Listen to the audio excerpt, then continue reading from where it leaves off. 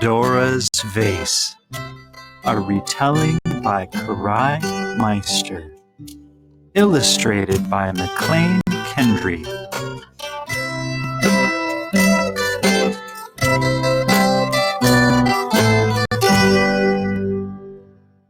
Long, long ago, in mythological time, the Titans ruled the world. When the god Zeus and the other Olympians challenged the Titans to war, the Olympians won. During the war, a few Titans fought on Zeus's side. After the war, two Titan brothers, Prometheus and Epimetheus, were given a special job. They were to make animals and the first men to live on earth. The brothers made animals first. To the great cats, Epimetheus gave speed. To the birds of the sky, he gave keen eyesight. The brothers made the men last. Most of the godly traits had already been given to the animals. Prometheus felt sorry for the men, who had no fur or feathers to keep warm. So Prometheus stole fire from Mount Olympus and brought it down to them. Zeus was furious with Prometheus. How dare Prometheus steal the gods' divine fire? Zeus bellowed. He will suffer, and so shall mankind. Zeus's punishment to Prometheus was swift and severe. Zeus commanded his son Hephaestus to bind Prometheus and leave him tied to a rock. There, day after day, a great bird would peck away at his liver. Zeus was even more clever in his punishment for man. He asked Hephaestus to create the first woman. She would be Epimetheus's partner, and she would be a tool to bring about man's downfall. She must be so beautiful that Epimetheus will be unable to resist her, Zeus said. Hephaestus used Aphrodite, the most beautiful god, as his model for the woman. Zeus commanded the gods to give the woman special gifts. The goddess Athena made an elegant gown and an embroidered veil. She also taught the woman skills such as weaving and needlepoint. Apollo gave the woman the gift of music. Hermes gave her the gift of speech and persuasion. But he also gave her a cunning nature and, above all, curiosity. He named the woman Pandora, meaning all gifts. Zeus examined Pandora. Yes, he said, she is ready. She is beautiful and gifted. Epimetheus will be unable to resist her. Hermes, take Pandora down to earth. Tell Epimetheus she is a gift from me. Hermes carried Pandora down to earth and presented her to Epimetheus. Everyone who saw Pandora was dazzled. She mesmerized them. When Epimetheus stared into Pandora's eyes, he smiled. I accept this gift from Zeus, he said. Just as Zeus had hoped, Epimetheus and Pandora soon were married. Shortly after Pandora and Epimetheus were married, a large package arrived at their home. "A gift from Zeus," said the messenger. "Make sure you read the card." Pandora could not resist tearing open the wrapping. She gasped when she saw the gift. "It's beautiful," she cried. There in front of her was a vase, but not just any vase. It was a golden vase with elaborate carvings. Pandora's fingers traced around birds, horses, and nymphs. Epimetheus was surprised by Zeus's grand gift. He opened the card. As Epimetheus read it, Pandora's hand reached to the top of the vase.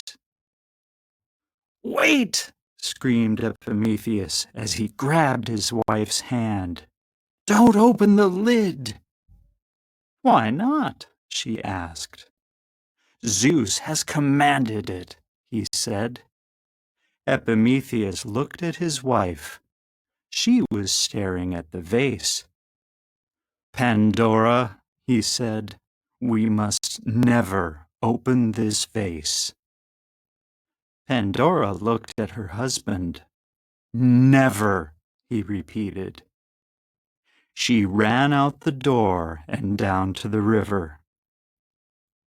Enjoy the beauty of the vase. Enjoy the way the gold shines in the sunlight. Enjoy the stories of the carvings, but never, ever open the lid. "Never open the lid?" Pandora cried. "How is that possible?" Pandora looked at her reflection in the river. Her tears blurred her vision. She wiped them on her gown. A wood nymph heard her cries and helped her dry her tears. "Zeus has commanded that I never open the golden vase," said Pandora. "But I'm just so curious." The nymph felt sorry for Pandora. She tried to keep Pandora's mind occupied by changing the colors of the flowers. Pandora sat by the flowers for a while, but her mind kept returning to the vase. "Perhaps," she said, "I should go to the market and open vases. Then I will not feel the strong desire to open the golden vase." Pandora ran back to the stable and saddled up her horse. In a few minutes, she was on the worn path that led to the marketplace.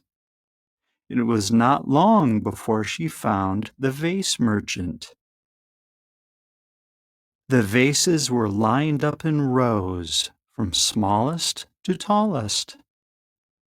Pandora's heart fell as she saw how dull they were in comparison to her golden vase at home. But, she thought, it might help. Pandora ran her fingers over some of the vases. "Do you mind if I open them?" she asked the merchant. "Please do," said the merchant. Pandora started with the smallest vase. It wasn't much bigger than her hand. She opened each vase, peering into the bottom. When she finished opening the largest one, she sighed with disappointment. "Do any of them please you, my lady?" asked the merchant. "Oh, they are all well made and of good quality," Pandora said. "But they are not quite what I was looking for." "I do have one more," said the merchant. The merchant went to the back of the stall and pulled out a small package. "I found this on my travels east," he said. Pandora's heart leaped. Perhaps this would stop her curiosity about the vase at home. Carefully, Pandora opened the package. Inside was a lovely bronze vase with golden swirls. She opened the top. There was an enticing smell, a little sweet, but with a hint of something woodsy and far away. "It's very nice," she said to the merchant as she handed him a silver coin. "Thank you." Pandora slipped the little vase into her pocket and rode home. She lingered in the stable for as long as she could. "I must go in and show Epimetheus my little vase," she finally said. When Pandora walked through the door, she gasped. The sun was streaming in through the windows, making the vase shine brightly. "It's so beautiful," she said. Pandora stared at the vase for a long time. She ran her fingers around the carvings. "I can't stand it," she said. "I must open it." Her heart sped up. She glanced around quickly. She was alone. Surely one little peek wouldn't upset the gods. Pandora touched the lid. The gold felt warm and cool at the same time. Her heart pounded. Her hands started to sweat. She couldn't wait any longer. And then Pandora lifted the lid. A gust of wind burst violently from the vase, pushing Pandora to the floor. Pandora watched in horror as the evils of mankind flew out of the vase and circled above her. Pandora struggled to get up from the floor, but she was too late. All of the evils had escaped. With shaking hands, Pandora finally replaced the lid. She was terrified. But then she realized that something was still in the vase. Hope remained. At the thought of hope, Pandora felt relief. She hugged the vase tightly. Just as Zeus had planned, Pandora had released the evils. Mankind would suffer forever. But Pandora had also discovered hope. And hope always remains. I am hope.